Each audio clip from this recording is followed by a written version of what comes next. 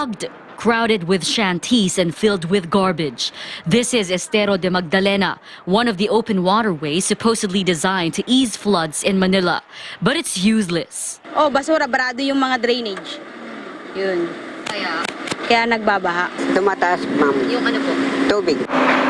The MMDA has been trying to clean up waterways in flood-prone areas like Manila, especially now that the rainy season has begun.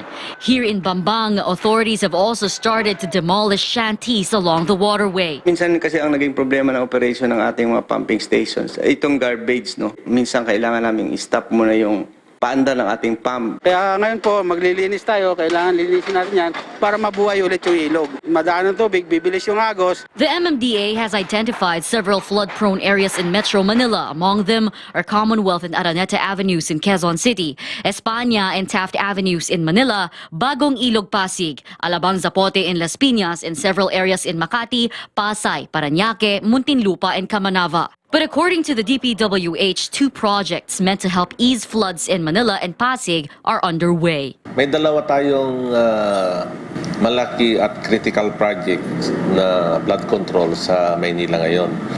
Bloom and Treat Interceptor, ating drainage project sa Maysilo.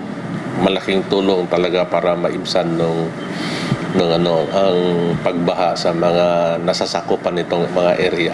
Informal settlers on clogged waterways say they're willing to cooperate with authorities as long as they are given better housing. They say the National Housing Authority has already been talking to them about their relocation. Willing naman po sila magpa-relocate basta may paglalagyan na maayos. Sa kami hanap buhay po. Gustong-gusto yung mga anak ko nga lumipat dahil sa nangyayari yan. DPWH says the Bloom and Treat Interceptor and Maysilo drainage projects will be finished by June 30. Camille Abadi.